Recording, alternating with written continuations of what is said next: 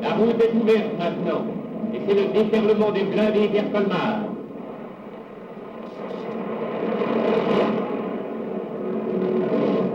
Voici les faubourgs.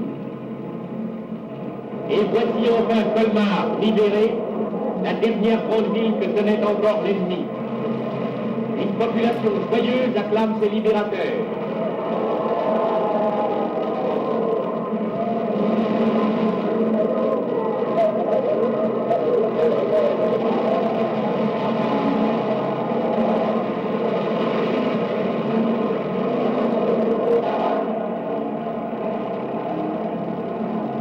Les drapeaux paraissent aux fenêtres.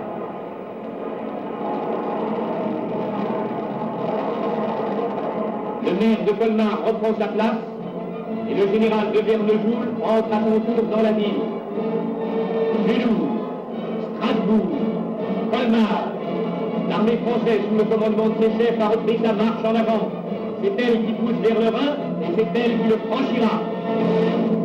Le 2 février, j'avais un peu plus de 20 ans.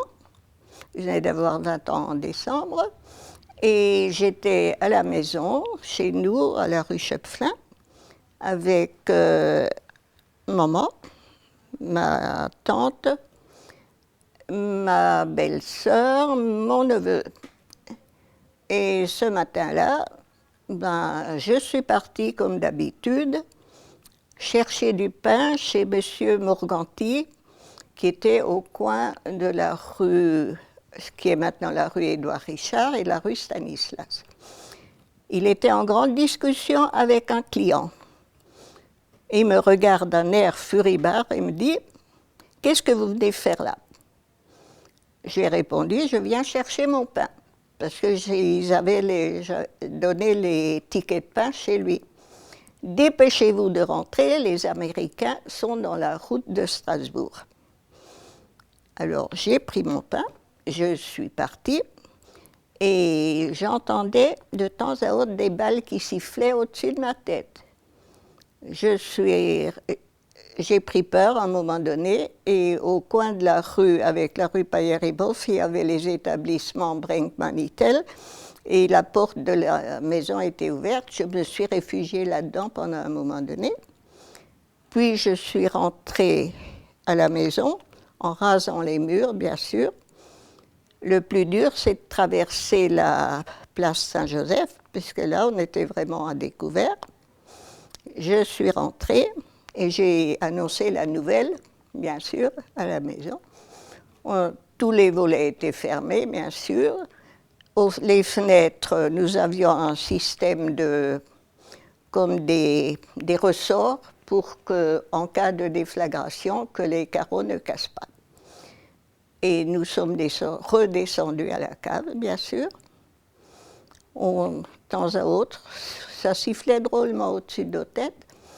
Et finalement, après-midi, on dit il faudrait quand même monter faire quelque chose à manger. Et je me souviens fort bien, on avait de la poudre d'œuf et puis on a fait une bonne omelette avec la poudre d'œuf.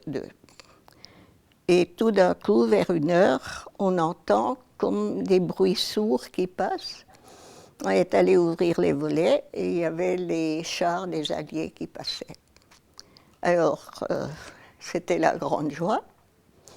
Et d'ailleurs, rien que d'y penser maintenant, rien que de l'évoquer, ça fait froid dans le dos. On était heureux.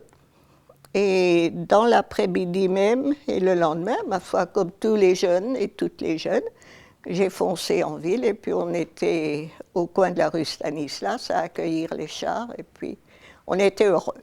Et dans le quartier, on était un peu sur le qui-vive parce que les Allemands avaient installé un PC au presbytère de la place Saint-Joseph. Et d'ailleurs, au début décembre, il y avait eu un bombardement et il y a un père de famille de 7 enfants qui a été tué là où il y a maintenant le foyer aux fêtes. Et la grosse émotion aussi, c'était plus tard, 8 jours plus tard, quand le général de Gaulle est venu et qu'il a entonné la Marseillaise au balcon de la préfecture. Ça, c'était un souvenir inoubliable. Et puis les défilés dans les rues, on n'était plus à la maison, on était dehors malgré la neige, la boue et tout, et le froid. Quand on a vu le maire de Colmar revenir, le préfet de Colmar qu'on connaissait, et puis c'était la grande émotion et la grande joie. Le jour de la libération, c'était pas vraiment le défilé, c'était l'entrée des chars et des troupes, parce que depuis le temps qu'on attendait, Strasbourg avait été libéré en novembre, Mulhouse avait été libéré en novembre, et nous avions dû creuser des fossés anti-chars à l'entrée de Colmar. Le patron devait nous libérer une journée pour creuser ces fossés. Alors les hommes étaient dans les fossés, montaient la terre, et nous la leur redescendions. Alors c'était très efficace comme travail. On ne pouvait pas nous laisser tomber comme ça à Colmar alors que le reste était libéré. Puis il y avait les réfugiés des villages, là, du vignoble, qui étaient venus sur Colmar et qui, eux, étaient vraiment...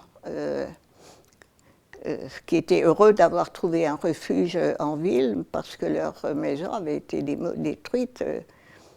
Et puis, quand il y avait trop de tirs, on descendait, et puis on avait eu des lits superposés, et on avait 2 d'un côté, on les avait répartis comme ça, et puis on avait fait étayer la cave pour qu'en cas de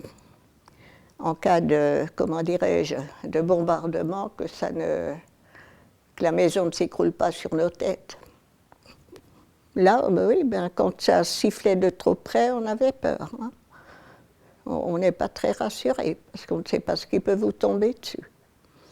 À l'école, la seule année où j'ai, donc en 40-41, j'étais à ce qu'ils appelaient la Handelsschule, une école de commerce, si vous voulez, qui est à l'ancienne école du musée.